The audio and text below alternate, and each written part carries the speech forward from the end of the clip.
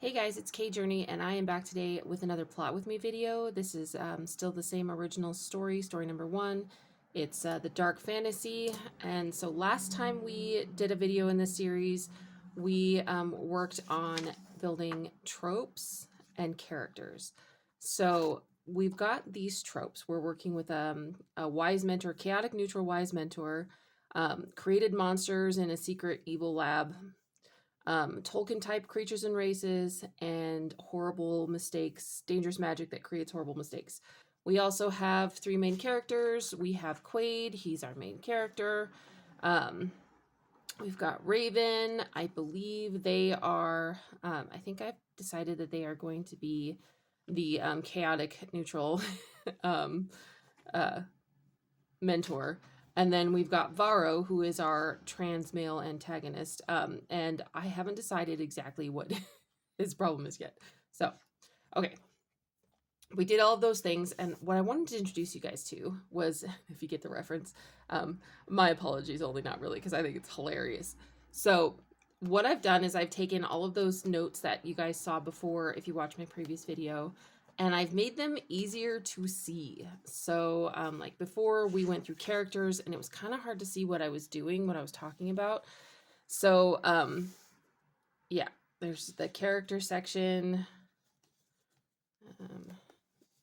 and then the tropes. So I've got like my overview for the different tropes, and then this is, the fantasy tropes, the horror tropes, and then, or no, the dark fantasy tropes, and then the horror tropes.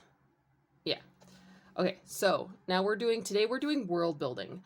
I'm not sure.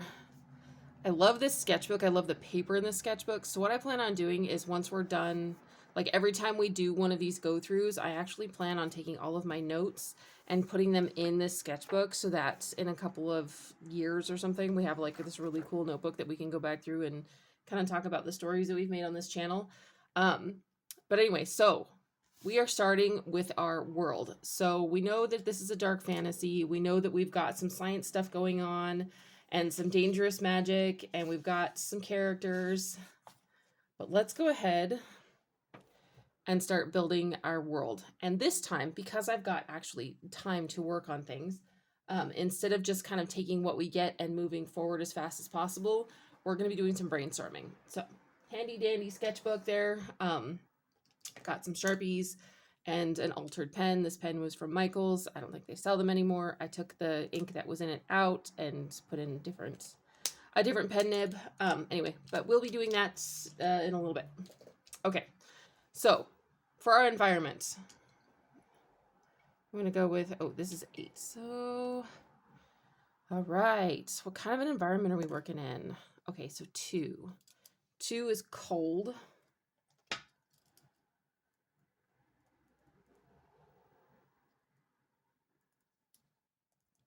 Cold. Okay, and then society. All right. 3. Ooh, primitive. Okay.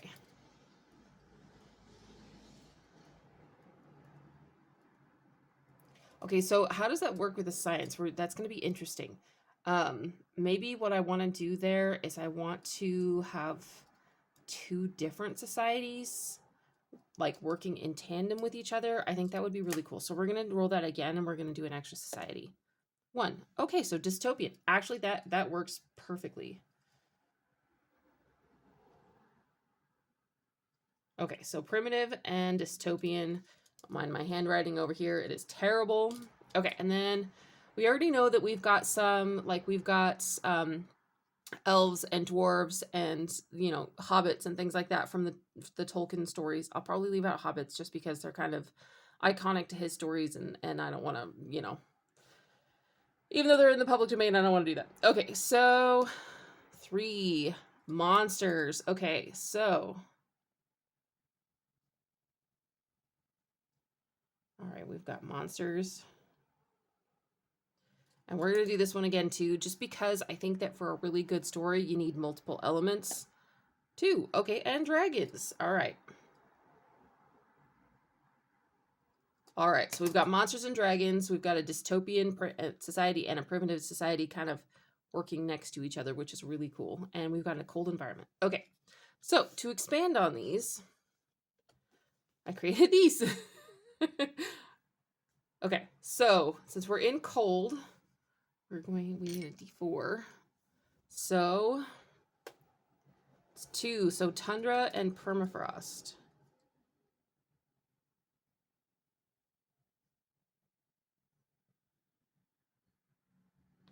That is a P, not a D. That is an N. Okay, so that's cool. I like that a lot because that gives a lot of room for like why things are why life is hard there. All right, our society. Okay, so we're doing the primitive 3 post-apocalypse. Okay, so that goes with the dystopian.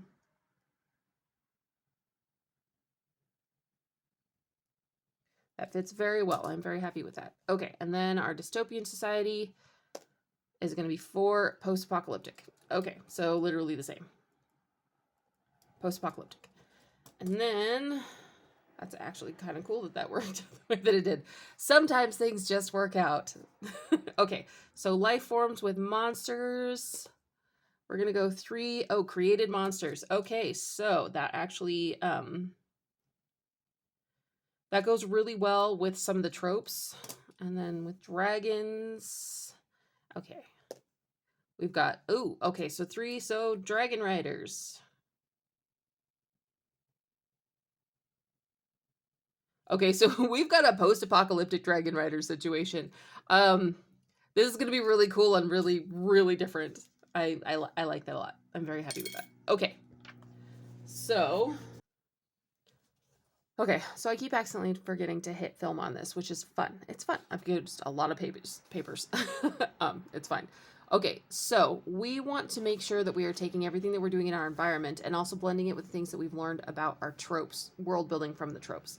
So we've got, let's start with, we've got some Tolkien type creatures.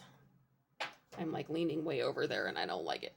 Okay, so we are looking at elves and dwarves and men. We're also looking at orcs and trolls, etc. I don't know how many of these I'm going to use, whatnot. I definitely know that I'm not going to be using like hobbits because that is definitely very iconic Tolkien. So we're going to kind of play with things that are outside of that. We also know, okay, that we've got dangerous magic.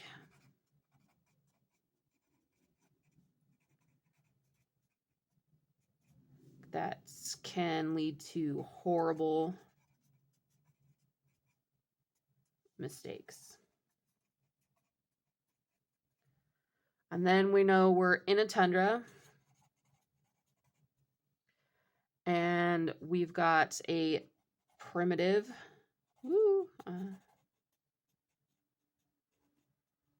group. And we've got a dystopian group.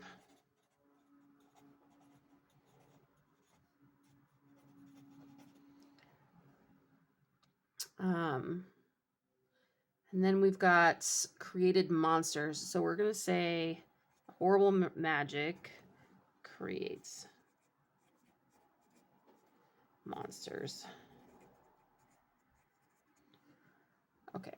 And then we've got dragon riders.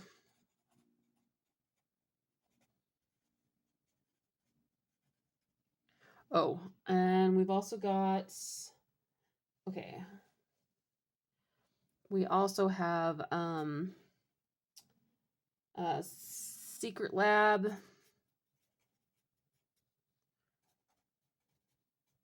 An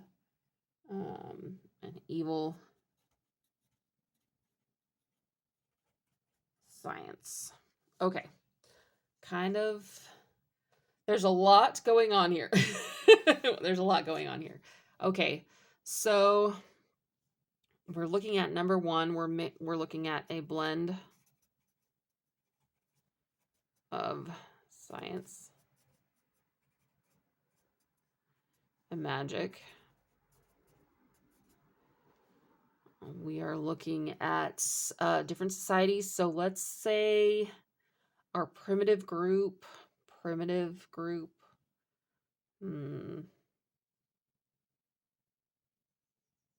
I'm not sure. Okay, so I know I definitely want to keep orcs, probably not trolls.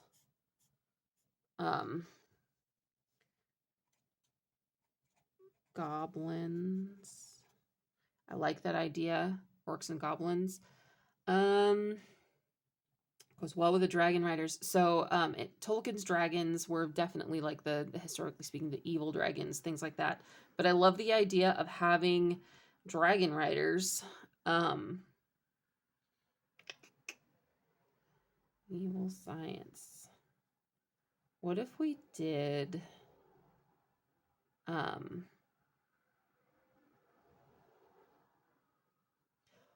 what if there was a rift between worlds? So let's say there was, in our modern world,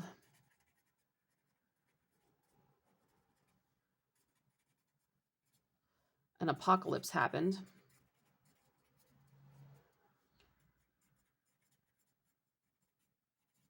Maybe like some sort of a bomb, something, and it ripped open a barrier between worlds. So maybe we've got this world. This is world A, and these are world A. And then this stuff is world B. And maybe our tundra is in world B. And let's say the blend of these two things created situation C. That actually, I like that. Okay, so we know we've got so we need a place for our dragon riders, and we need also like boundaries. So let's do a makeshift boundary here.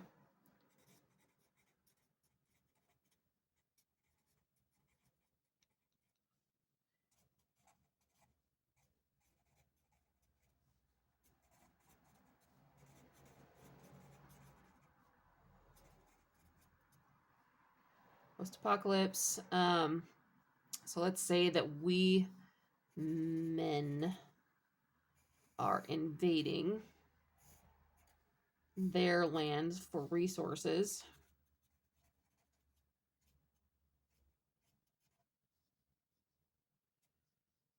And for magic. So men are raiding their land for resources and magic, and we've got elves and dwarves over here with dragon riders. And they're trying to keep us out, keep mankind out. Meanwhile, orcs and goblins are returning the favor by coming over here and accessing evil science.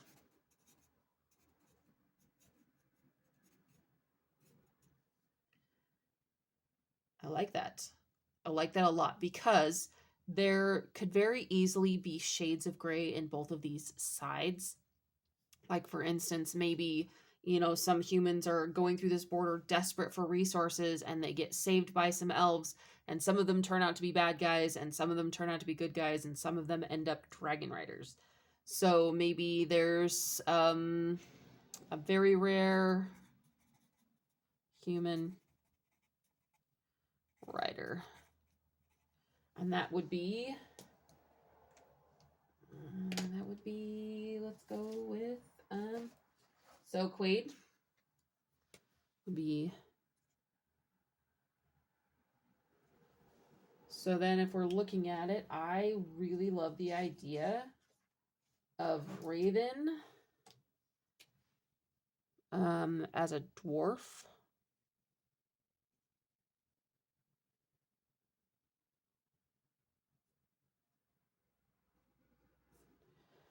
And that would mean that we are looking at, okay, so we're looking at a scientist.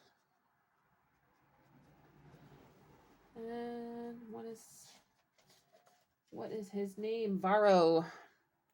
Varro. Our scientist. Okay. So that sets them up nicely across the lines because Quaid will be torn between worlds, especially because maybe he came from here, he was born here, he remembers what it was like to live here, and he came over here and maybe overcame something and became a dragon rider. So this could be multiple stories here. Just in this one outline alone, this could be multiple stories. We could have the story of how this rift happened and, you know, how he ended up over there. We could have all sorts of things. So I like what this is setting up a lot. I think I'm going to go with this. I had a whole like wildly, you know, science created dragons and a different outline that I had created. And then I got this idea for the rift between worlds. And I like it so much better because it really leans into the creation of this world being very realistic. The elves, the dwarves, the dragons, that is a very like that other world is very, very common in fantasy and dark fantasy, and it's not something that I've really let myself lean into too far in any of my writing, which is why I was like, oh, that's cool, I want to do that. But I also really love you know, contemporary dark fantasy. So this kind of leans into some of the contemporary dark fantasy and also lends into some like of the original like hardcore fantasy tropes.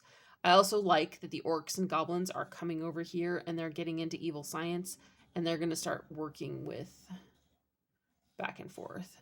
It's very Saruman. Only not really. Yeah, I like that. I like that a lot.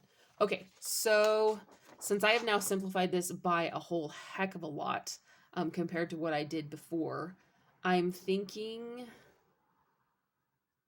that we need to explore what this bomb has done to this place. Okay, so let's say we need to figure out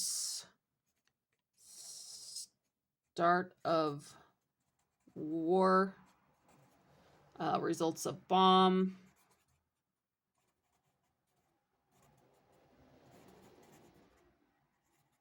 On this side, so let's say there's, you know, food, plants, societies. Like there's a whole lot going on over here that would definitely really, really need to be built. I also think that our primitive is going to be these elves and dwarves over here. They're going to be very, no, like, they're not going to be totally anti-tech, but they're going to be wary of tech, especially because they see these refugees coming in from over here where this technology has basically destroyed the world and where these people are coming in and some of them are so greedy for the magic and the resources from over here that they're willing to do evil things in order to take it. Yeah, I like that. I like that. I kind of want another character over here that's kind of in between.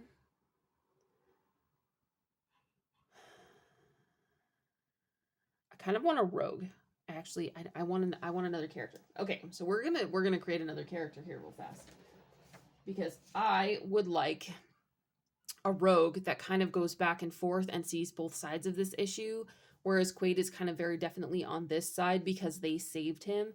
I want somebody that kind of goes back and forth and does all of it. I want my kind of morally gray character. Okay, so we're gonna do this again. All right. Grab this guy. And we're just gonna use the black pen. Put it on top of things. Okay, so character identifiers. This person is going to be trans. Okay. Woo. Okay. I'm just going to throw it everywhere and it's going to be fine. Okay, so this person is trans female. Okay. Why did I do that? Make life easier on myself there. Okay, so we've got trans female. And then we want a name. So we're going to go with 1, 4. So 1, 4. So their name starts with an S. Why do I want to say Sally? Let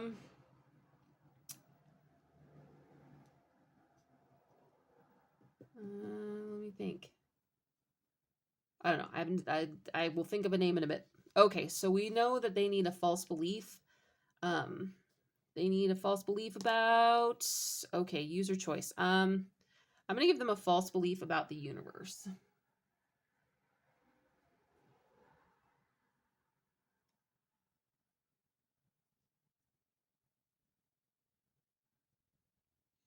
And faith. So maybe they had a very religious upbringing and their world kind of came crashing down around them when they found out that magic was real.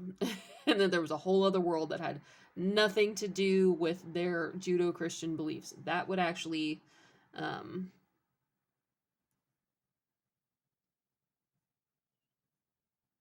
that would be a really good start to that. Okay, so then let's go over here. So what is their attachment style? Here, 3, anxious. Actually, I think. Okay, that's the answer that I wanted, user choice. Because I want to do avoidance. For somebody who's more of a rogue, an avoidant attachment style makes a lot more sense than anxious or disorganized. They would, have some relationships, but they would be, touch and go, avoidant.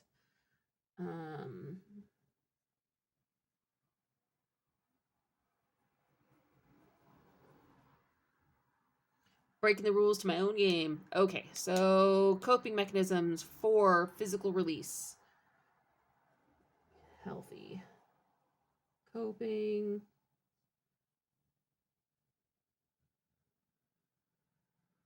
Release. Okay, and then let's go unhealthy avoidance. Okay.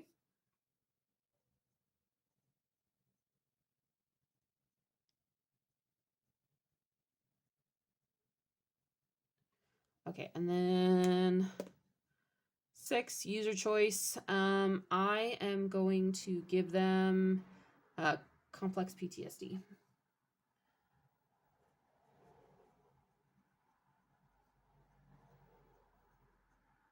And we're going to say it's religious trauma.